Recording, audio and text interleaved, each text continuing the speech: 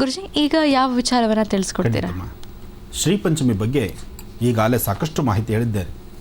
ಶ್ರೀಪಂಚಮಿ ಎಂದು ಇವತ್ತು ಸಂಧ್ಯಾ ಕಾಲದಲ್ಲಿ ಆಚರಣೆ ಮಾಡಬೇಕಾಗಿರ್ತಕ್ಕಂಥ ವಿಧಿವಿಧಾನ, ಮನೆಯಲ್ಲಿ ಹೆಣ್ಣುಮಕ್ಕಳು ಶುದ್ಧಿ, ಈಗಾಗಲೇ ಬೆಳಗ್ಗೆ ಇದ್ದರೆ ಶುದ್ಧಿ ಮಾಡ್ತೀರಿ, ಸಾರಿಸ್ತೀರಿ, ಗೂಡಿಸ್ತೀರಿ, ರಂಗೋಲಿ ಹಾಕ್ತೀರಿ, ಅದಾದ ನಂತರ ಮನೆ ದೇವರು ಪ್ರಾರ್ಥನೆ ಮಾಡ್ತೀರಿ. ಅದೇ ಪ್ರಕಾರ ಸಂಧ್ಯಾ ಕಾಲದಲ್ಲೂ ಸಹಿತ ಮನೆ ಮುಂದೆ ಸಾರಿಸಿ ಗೂಡಿಸಿ ರಂಗೋಲಿ ಹಾಕಿ, ಮನೆ ಒಳಗೆಲ್ಲ ಶುದ್ಧಿ ಮಾಡಿ, ಮನೆ ದೇವ್ರ ಮನೆ ಅಚ್ಚುಕಟ್ಟಾಗಿ ಸಾರಿಸಿ ಗೂಡಿಸಿ ಅಲ್ಲೂ ಒಂದು ರಂಗೋಲಿ ಹಾಕಿ, ಒಂದು ಮಣೆ ಮೇಲೆ ಒಂದು ಸ್ವಲ್ಪ ಅಕ್ಕಿ ಹಾಕುವಂಥದ್ದು.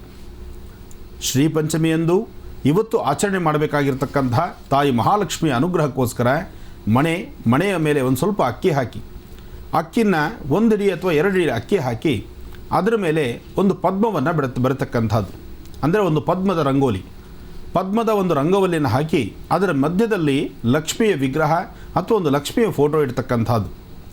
ಫೋಟೋ ಇಟ್ಟು ಫೋಟೋ ಮುಂಭಾಗದಲ್ಲಿ ಒಂದು ಪಂಚಪಾತ್ರೆ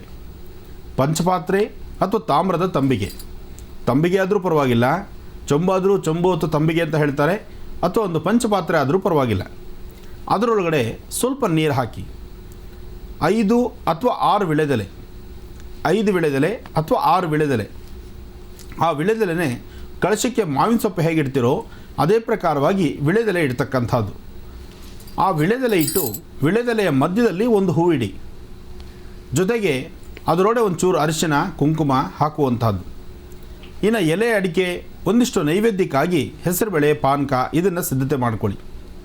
ತಾಯಿ ಮಹಾಲಕ್ಷ್ಮಿಯ ಅನುಗ್ರಹಕ್ಕೋಸ್ಕರ ನಿಮಗೆ ಶಕ್ತಿಯಾನುಸಾರ ಗೆಜ್ಜೆ ವಸ್ತ್ರ ಅಥವಾ ಪುಷ್ಪಗಳು, ಬಿಡಿ ಪುಷ್ಪಗಳು ಇದೆಲ್ಲವನ್ನು ಸಹಿತ ಸಿದ್ಧತೆ ಮಾಡಿಕೊಳ್ಳಿ. ಶ್ರೀಗಂಧದ ಚಕ್ಕೆ ಮನೆಯಲ್ಲಿದ್ದರೆ ಗಂಧವನ್ನು ತೆಗಿರಿ. ಗಂಧ, ಗೆಜ್ಜೆ ವಸ್ತ್ರ, ಹತ್ತಿಯಿಂದ ಮಾಡಿರ್ತಕ್ಕಂಥ ಗೆಜ್ಜೆ ವಸ್ತ್ರ, ಅದರಲ್ಲೂ ತಾಯಿ ಮಹಾಲಕ್ಷ್ಮಿಗೆ ಬಹಳ ಇಷ್ಟವಾಗಿರ್ತಕ್ಕಂಥದ್ದು ಗೋಕ್ಷೀರದಿಂದ ಮಾಡಿರ್ತಕ್ಕಂಥ ಏನಾದರೂ ಒಂಚೂರು ಪದಾರ್ಥವನ್ನು, ಗೋಕ್ಷೀರದಿಂದ ಮಾಡಿರ್ತಕ್ಕಂಥ ಪದಾರ್ಥವನ್ನೇ ನೈವೇದ್ಯಕ್ಕಿಟ್ಟರೆ ಅದು ಬಹಳ ಉತ್ತಮ. ಅಥವಾ ದೇವರು ನಿಮಗೇನು ಶಕ್ತಿ ಕೊಟ್ಟಿದ್ದಾನೋ ಅದನ್ನು ನೈವೇದ್ಯಕ್ಕಿಡಿ. ಹೆಸರುಬೇಳೆ ಪಾನಕ ಅದು ನೈವೇದ್ಯಕ್ಕಿರಲಿ. ಹಾಗೆ ನಿಮ್ಮ ಎಡ ಮತ್ತು ಬಲಭಾಗದಲ್ಲಿರ್ತಕ್ಕಂಥ ಸುಮಂಗಲೆಯರು, ನಿಮ್ಮ ಅಕ್ಕಪಕ್ಕ ಮನೆಗಳಲ್ಲಿರ್ತಕ್ಕಂಥ 4 ಅಥವಾ 5 ಜನ ಸುಮಂಗಲೆಯರನ್ನು ಮನೆ ಕರೀರಿ. ಮನೆ ಕರೆದು ಅವರ ಸಾನ್ನಿಧ್ಯದಲ್ಲೇ, ಅಂದರೆ ಸುಮಂಗಲೆಯರು ಮನೆಯಲ್ಲಿದ್ದಾಗಲೇ ತಾಯಿ ಮಹಾಲಕ್ಷ್ಮಿಯ ಮುಂಭಾಗದಲ್ಲಿ 2 ದೀಪವನ್ನು ಅಂಟಿಸಿ ಇವತ್ತಿನ ದಿವಸ ಶ್ರೀಪಂಚಮಿಯ ಮಹಾಲಕ್ಷ್ಮಿಯ ಸಂಕಲ್ಪವನ್ನು ಮಾಡಿ, ಅಮ್ಮ ನಮ್ಮ ವಾಸ್ತುಗೃಹದಲ್ಲಿ ನೀನಿಟ್ಟು ಆರಾಧನೆ ಮಾಡ್ತಾ ಇದ್ದೀವಿ, ಇವತ್ತು ನೀನು ಕೂತು ಬಂದಿರತಕ್ಕಂಥವ್ರನ್ನ ಹರಿಸಿ ನಮ್ಮ ವಾಸ್ತುಗೃಹವನ್ನು ಸಹಿತ ನೀನು ಆಶೀರ್ವದಿಸಬೇಕು ಅಂಥೇಳಿ ತಾಯಿನ ಪ್ರಾರ್ಥನೆ ಮಾಡಿ ತಾಯಿ ಮಹಾಲಕ್ಷ್ಮಿಯ ಕುಂಕುಮಾರ್ಚನೆ ಮಾಡಿ. ಕುಂಕುಮಾರ್ಚನೆ ಮಾಡಬೇಕಾದ್ರೆ ನೀವು ಉತ್ತರಾಭಿಮುಖವಾಗಿ ಕೂತ್ಕೊಳ್ಬೇಕು. ನೀವು ಯಾವುದೇ ಭಾಗದಲ್ಲಿ ಕಳಶವನ್ನು ಕೂಡಿಸಿದ್ರೂ ನೀವು ಉತ್ತರಾಭಿಮುಖವಾಗಿ ಕೂತು ಕುಂಕುಮಾರ್ಚನೆ ಮಾಡಬೇಕು.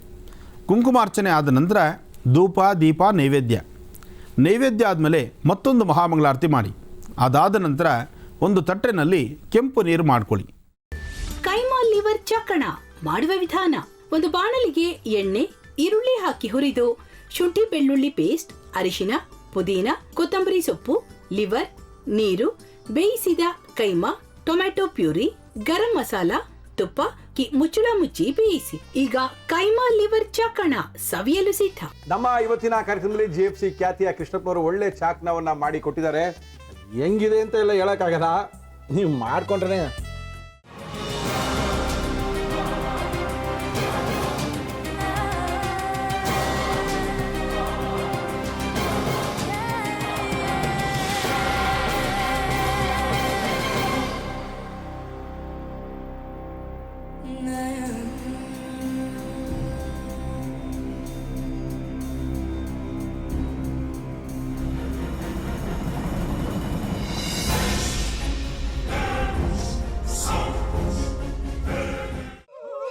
ಎಟ್ಟಿ ತಕೊಳಕ್ ಬಂದವ್ರನ್ನ ಸುಮ್ಮನೆ ಬಿಡಲ್ಲ, ರೂಮ್ ಕರ್ಕೊಂಡೋಗಿ ಸಾಯಿಸ್ಬಿಡ್ತದೆ.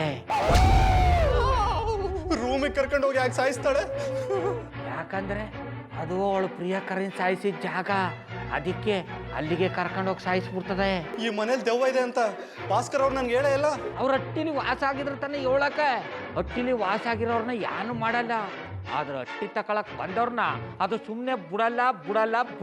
ಇದನ್ನೆಲ್ಲ ಹೇಳ್ತಿದ್ಯಲ್ಲ, ನೀ ಯಾರು? ನಾನು ಹಟ್ಟಿ ವಾಚ್ಮ್ಯಾನು. ನಾನು ಅರ್ಜೆಂಟಾಗಿ ರಾಮನಗರ ಹೋಗ್ಬೇಕು. ನೀನು ವೆಹಿಕಲ್ ಕಳಿಸ್ತೀಯಾ? ಅಷ್ಟೇ ತಾನೇ? ಎಷ್ಟು ಗಂಟೆಗೆ ಅಂತ ಹೇಳಿ ಕಳಿಸ್ತೀರಿ. ಮೊನ್ನೆ ಯಾರೊಬ್ರನ್ನ ಕಳಿಸಿದ್ಯಲ್ಲ, ಅವನೇ ಕಳಿಸು, ಚೆನ್ನಾಗಿ ಓಡಿಸ್ತಾನ ಅವನು. ಮೊನ್ನೆನಾ? ಹಾ, ಶಿವು ಇರಬೇಕು. ಹಾ, ಅವನೇ. ಅಯ್ಯೋ, ಅವ್ನು ನಿನ್ನೆಯಿಂದ ಕೆಲಸಕ್ಕೆ ಬಂದಿಲ್ಲ. ಫೋನ್ ಮಾಡಿದ್ರೆ ರಿಸೀವ್ ಮಾಡ್ತಿಲ್ಲ.